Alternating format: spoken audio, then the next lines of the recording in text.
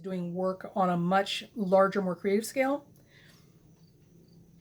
Mercury opposed Uranus on the 17th is going to be a grand, or on the 12th is going to be a grand day.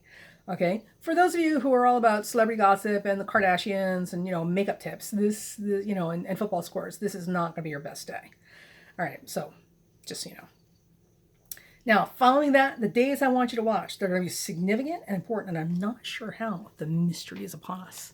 Will be October 16th through 19th. Now, during those days, the sun will be conjuncting the fixed stars Spica and Arcturus, which gives us some reprieve from the everyday and also puts some stuff into the spotlight and makes it much larger, in scope and magnitude and importance, and certainly beauty and success. So there should be some really positive things that come with that. Now, however, while the sun is conjunct these fixed stars, the other thing that we have is the moon, oh, you ready?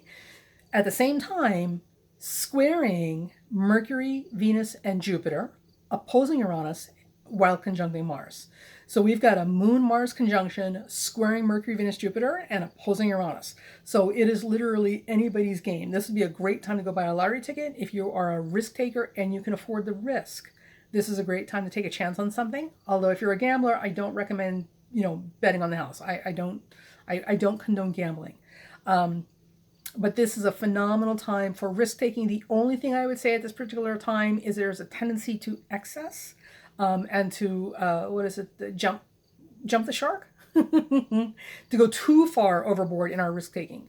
So well considered calculated bets and risk taking for future projects, this is the time to do it. So if there's somebody you've been meaning to talk to about angel investing, now's the time to do it. If you're thinking about betting your savings on a hot tip for a gambling bet because you just know it's going to win because so-and-so, the bookie, no, just don't. One extreme or the other. So if you're going to use it productively and for long-term gain for many people, not just for money, this is a tremendously powerful day.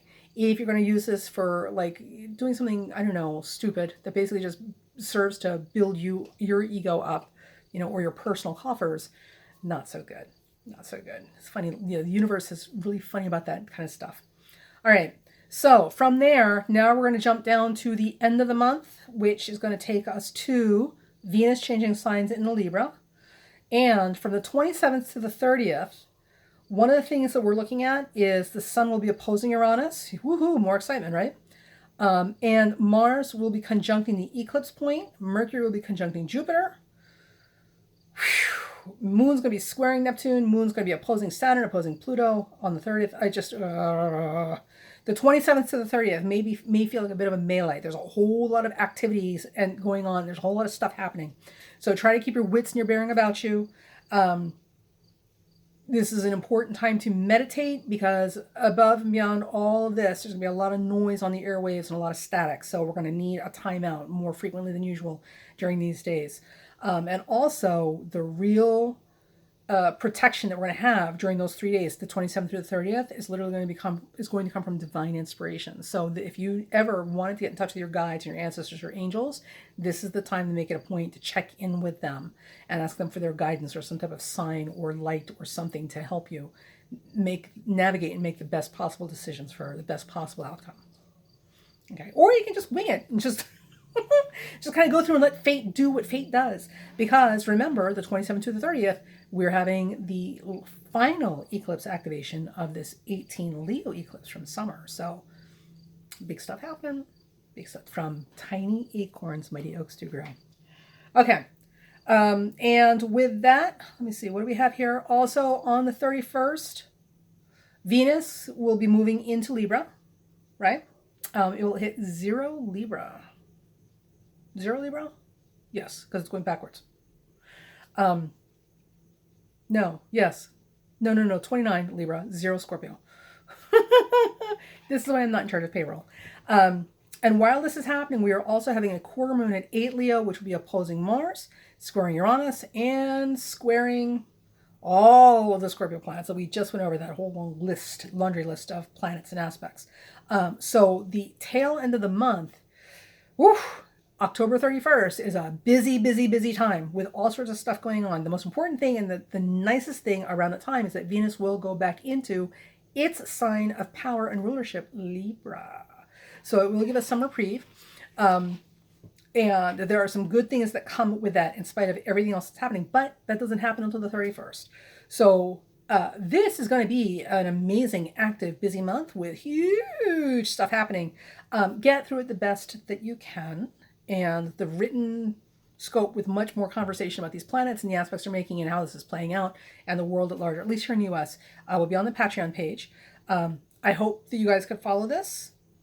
It's not the most ideal month. Venus will be retrograde most of the month, so that makes it a little cranky, and not so easy, and certainly not so fun. But for those of you who are fighting the good fight and working on some really important life projects, whether it is rehabilitating yourself, or rehabilitating your career, or rehabilitating your relationship, or rehabilitating pretty much anything, this is a phenomenally powerful month to get that started, or get it done, or really get in there and really make some headway with it.